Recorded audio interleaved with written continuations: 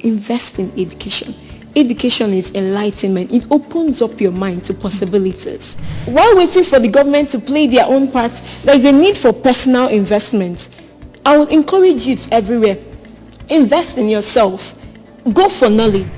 To achieve the sustainable development goals, the world needs to leverage on the full potentials of all generations.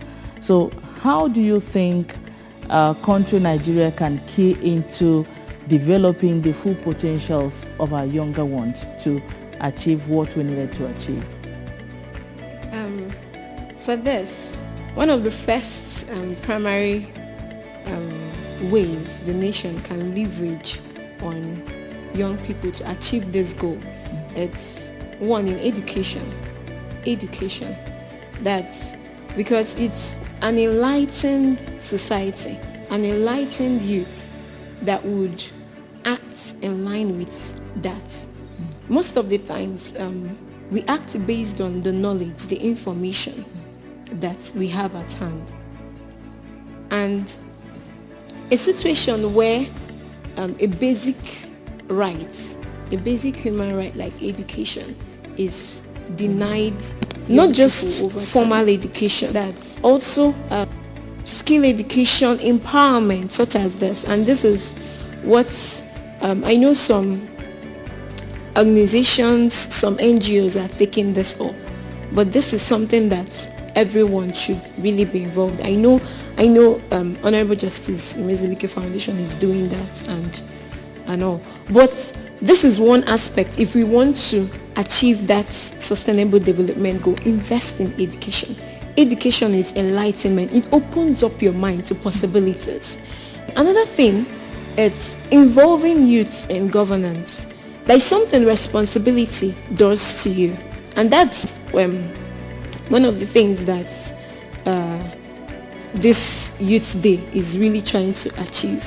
When youths become involved in the day-to-day activities of running from as little as maybe their local government, their community, and higher, as in when they get involved in it, it's going to be difficult to be involved in keeping your community clean, maybe making decisions that will affect your community positively, and then doing things that are also anti that decision. You see, it's not it doesn't go together.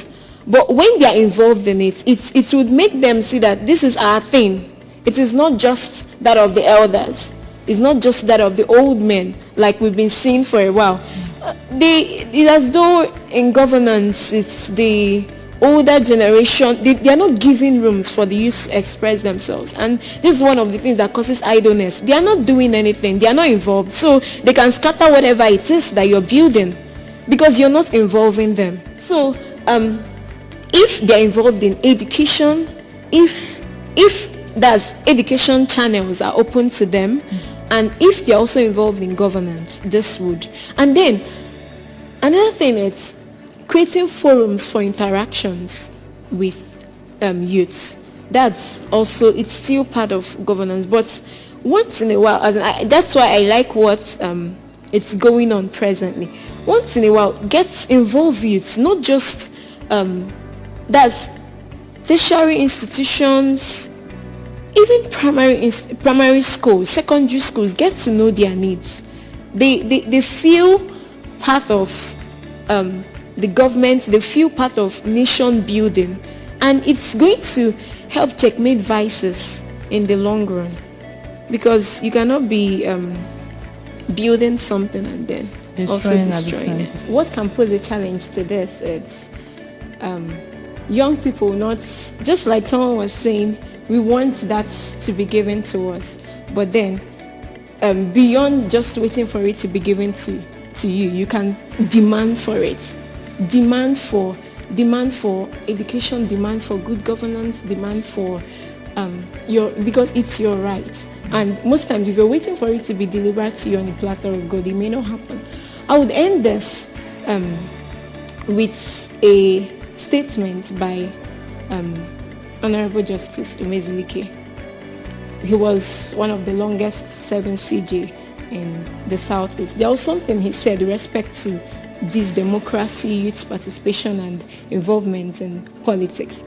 And he said that in as much as democracy is to be desired, it's our submission that it cannot grow or be nourished in a climate where the system has broken down, where there is nothing like national pride or patriotism, where there is no deterrence to kleptocracy, where there is no unity in diversity, where merit has secondary value, where education is a luxury affordable by only a few. Serious efforts to address the above questions perforce must precede inauguration of any meaningful democracy. So these issues need to be first addressed. And until this is done, Nigeria will continue to group uncertainly in the search for viable and enduring democracy. The corollary is that power will continue to fall into the hands of people who would continue to use it irresponsibly. So the summary is that at this time, youth should demand for what is theirs. And when they are doing so, while waiting for the government to play their own part, there is a need for personal investment. I would encourage youth everywhere, invest in yourself, go for knowledge.